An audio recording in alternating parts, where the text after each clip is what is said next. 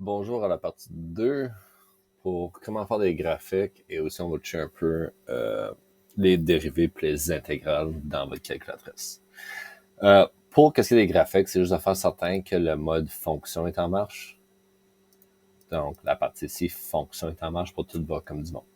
Pour faire tes graphiques, qu'est-ce qu'on va cliquer? Ça va être Y égal.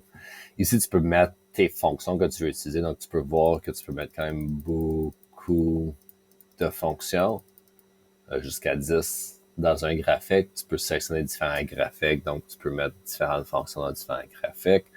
Donc, tu peux utiliser ça comme tu le veux. Ici, je vais juste mettre Y égale à X. Puis aussitôt que tu veux tracer ton graphique, ben, tu peux cliquer trace, puis ça va le faire.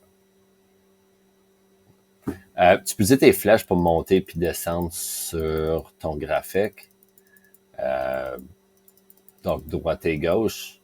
Tu vas voir des fois, comme ici, ça fonctionne où que tu as ton intersect 0,0 en bougeant le X ou ton curseur sur ton graphique. Mais c'est pas toujours le temps que tu peux trouver des intersects aussi faciles que ça. Une autre façon que le monde y aime le faire, c'est si tu vas table, donc second table, tu peux aussi trouver tous tes points X et Y. Puis tu peux aussi trouver ça pour trouver des intersections, trouver des valeurs que tu veux, mais ça, c'est un petit peu moins utile, spécialement quand on arrive à des équations un peu plus compliquées. Donc, si je retourne à la trace, tu as notre graphique qui est là. Graphique, c'est juste le graphique tel quel. Trace, c'est là que tu peux aller chercher des données. Tu peux bouger ton curseur pour trouver des interceptions plus tard. Tu peux aussi mettre, par exemple, on va mettre un deuxième graphique. Je vais descendre ici, je vais mettre x à la cube, x à la cube, bouger à droite, plus x au carré, x au carré, puis là, moins. Donc, si je fais trace, tu vois comment on a maintenant deux différents graphiques sur le même plan. Si c'est pas le cas, tu peux toujours enlever un de tes graphiques pour en avoir un. Pour cette situation-ci, on va garder les deux. Comme tu peux voir, si j'essaie de trouver un intercept, c'est pas mal difficile de savoir vraiment c'est où que ça intercepte. Donc, c'est pour ça bouger le curseur, c'est pas vraiment la meilleure façon de le faire. Si jamais tu veux changer, tu sais, le saut de tes Y, le saut de tes X, tu peux toujours venir ici à Window, puis tu peux changer, tu sais, mettre ton X, nous on veut juste positif, donc je vais juste clearer ça, puis je vais mettre X comme étant 0. On veut juste Y positif, donc je vais mettre ça comme étant 0. On va monter ça jusqu'à 20, on va monter ça jusqu'à 20, donc ça va automatiquement faire, tu sais, changer notre domaine et notre image que l'on va voir. Si tu veux que tes Y c'est des sauts de 5, tu peux mettre 5. Tu veux que X ce soit des sauts de 1, on va mettre 1. Je vais mettre ça à 20. Puis aussitôt que tu cliques trace, ben, ça devrait te faire ton graphique avec justement tes Y des sauts de 5, tes X tes sauts de 1. Tu vois qu'on va de 0 à 20, de 0 à 20 en Y puis en X. Donc, tu peux changer ton graphique de même. Si jamais tu réalises, oh, j'ai fait une erreur puis tu veux revenir à l'original, si tu fais zoom, tu t'en vas standard, donc numéro 6, ça va automatiquement revenir au zoom ou à l'écran original. Donc là, tu peux, si tu as fait une erreur, tu peux juste faire un reset, revenir à l'initial. Il y a différentes façons que tu peux utiliser Zoom. Donc, pour trouver des intersects, tu peux zoomer vers l'avant. Donc, si tu cliques 2, puis on va le mettre dans le centre. Donc, tu mets toujours ton curseur dans le centre, donc tu veux zoomer, puis tu pèses Enter, ça va automatiquement zoomer là. Si tu voulais zoomer plus vers ici, une deuxième fois, donc tu peux bouger ton curseur, tu peux peser Enter, ça va zoomer là. Vas-tu, je pèse Enter une deuxième fois, là, je suis rendu bien trop. Donc, si tu vas zoom arrière, ben, tu peux revenir vers l'arrière. Tu peux revenir vers l'arrière aussi de fois que tu veux. Pour nous, je vais retourner au standard. Donc, soit tu descends, tu peux cliquer le Shift 6. Ça fonctionne aussi, tu peux revenir à standard. Qu'est-ce que moi, j'aime le plus utiliser, c'est Zoom cadre, donc 1. Pourquoi j'aime ça? C'est parce que c'est toi qui choisis c'est où que ça va zoomer. Donc, tu peux déjà voir tes intersections. Donc, je sais que si je choisis ici, ça va être bon. Donc, tu cliques Enter. Puis là, c'est toi qui choisis ton cadre que tu vas zoomer. Donc, je trouve que ça fonctionne très bien. Puis là, tu as une plus grande aperçu de tes deux intersections qui se passent. Puis c'est ça qu'on va garder pour la prochaine partie. Si jamais tu cliques trace, puis ça prend du temps, je vais revenir, ça prend du temps à tracer. Dans notre cas, c'est pas le cas. Je pense que c'est quand même très vite. Si jamais tu cliques trace, puis tu sais, ça prend du temps à tracer ta fonction, juste pour le faire, on va rajouter X. Excuse. Je vais créer ça. Clear. Je vais rajouter X à la 4 plus X moins 2. Puis ça prend du temps. Tu peux toujours interrompre en cliquant On. Donc, si jamais tu as quelque chose de complexe, en plus une fonction sinusoïdale qui continue, ça prend du temps, tu peux toujours cliquer le bouton On, puis ça va arrêter de tracer. Parce que quand ça trace, tu peux rien faire d'autre. Donc, c'est une façon de, justement, arrêter le processus pour te sauver du temps. Donc, on va faire ça. Si je veux trouver des interceptions comme l'interception, les deux interceptions qu'on a, c'est pas vraiment clair, c'est où l'interception. Donc, qu'est-ce qu'on peut faire ici? C'est le bouton calcul. Donc, si je fais second, on pourrait chercher le calcul. Tu peux trouver les racines, le minimum, le maximum, les interceptions, en plus des dérivés puis des intégrales de la fonction qui va peut-être être utile pour vous en calcul. Si je fais 5 interceptions, ça va me demander de prendre ma première fonction. Moi, j'aime prendre proche de où que je pense l'interception est, Enter. Ça va me demander de prendre ma deuxième fonction, Enter.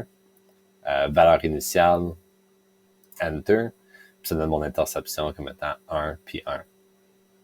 Qui veut dire dans ce cas ici, il n'y a pas d'interception ici. Les graphiques doivent pas se rencontrer. Hey, ça, c'est le même que tu trouves ton interception. Tu peux trouver des minimums, des maximums. Encore une fois, si tu vas calcul, on va trouver un max, 4. On va aller, je veux changer de graphique. Donc, si tu utilises ça, tu peux changer d'un graphique à l'autre. Moi, je veux trouver le maximum de mon graphique en rouge. Donc, je vais faire une borne à gauche. Je vais chercher une borne à droite. Valeur initiale, c'est correct. Puis ça va trouver mon maximum ici qui se trouve à X, puis à Y. Donc, ça va trouver mon maximum local. Tu peux faire la même chose pour un minimum. Donc, on va aller chercher 3. Encore, je vais choisir rouge. Donc, borne à gauche. Borne à droite du minimum. Ça va automatiquement trouver mon minimum. Qui est à droite là. C'est aussi tu trouves ça pour trouver tes racines. Donc, si je vois racine qui est 2. Donc, ta racine, n'oublie pas la racine, c'est proche de... C'est où que y est égal à 0. Donc, on va prendre la borne de gauche. On va prendre la borne de droite. Puis, ça va trouver notre racine ici comme étant x 0,755. Puis y, c'est égal à 0. Donc, tu peux utiliser ça pour des affaires plus complexes, en plus des graphiques plus complexes que des interceptions. Des fois, je trouve, si t'avais, par exemple, l'équation x est égale à ceci, puis tu voulais le résoudre, ben là, tu pourrais utiliser les graphiques pour trouver des interceptions pour justement résoudre l'équation au lieu d'utiliser la touche mathématique. Résoudre qu'on a vu dans la vidéo qui fonctionne pas toujours. Donc, je vais revenir à mon zoom standard. Juste pour la prochaine partie, je vais effacer ça. Mettons une fonction sinusoïdale sinx pour le fun.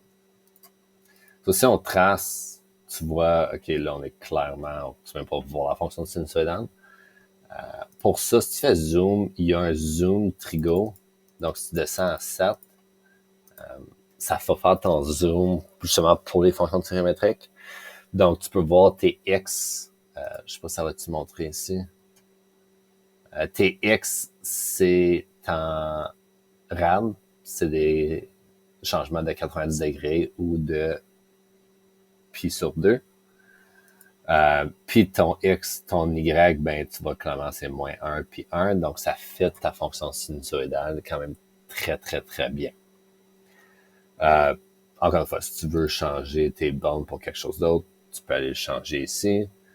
Mais c'est juste une façon de vous montrer qu'il y a un zoom pour Trigo qui fonctionne très bien pour les fonctions trigonométriques.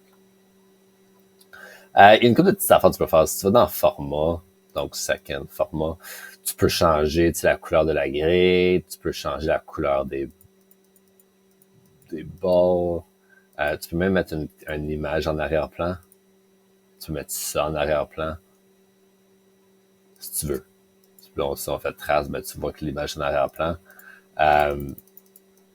Si tu veux changer tes couleurs, tu sais, t'es comme moi, puis t'es daltonien, ben, tu peux changer des couleurs pour que ça soit plus visible.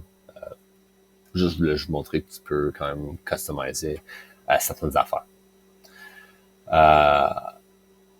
Aussi, si tu vas Y est égal, tu vas à la gauche ici, tu peux toujours changer, tu sais, la couleur du graphique, puis même la ligne du graphique, donc ça va être plus grand que.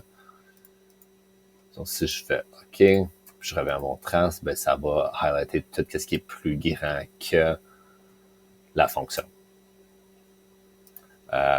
Donc, il y a beaucoup de choses que tu peux faire avec ceci. Tu peux changer à plus petit que, des petits points, la ligne normale, ligne épaisse. Par défaut, ça va toujours être de la ligne épaisse.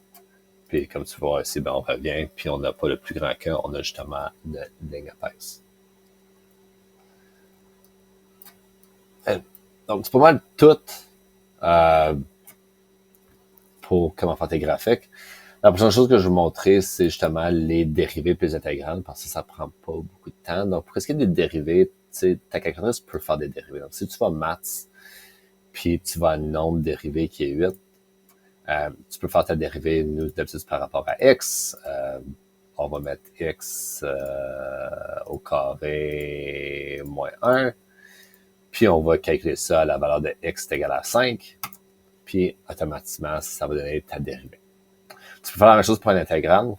Donc, si tu vas maths, puis intégrale fonction, donc 9. Tu mets tes bornes inférieures, supérieures, donc moins 3, puis 3, par exemple. N'oubliez pas le moins. Le négatif 3, c'est ce symbole ici, ça c'est une soustraction.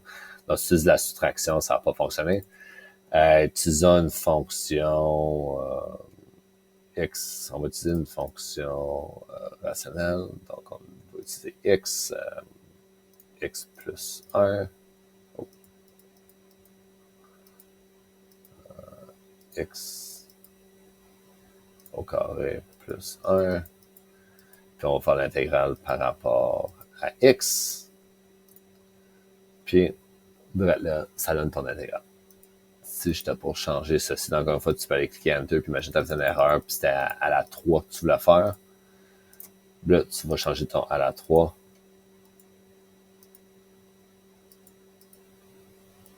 Puis, je sais pas, oh, il y avait une erreur dans mon intégrale. Et mon erreur, ben, c'est justement dans ma fonction, ceci ne fonctionne pas du tout. Donc, je vais créer tout ça. Donc, c'est même que tu peux faire tes dérivés puis tes intégrales.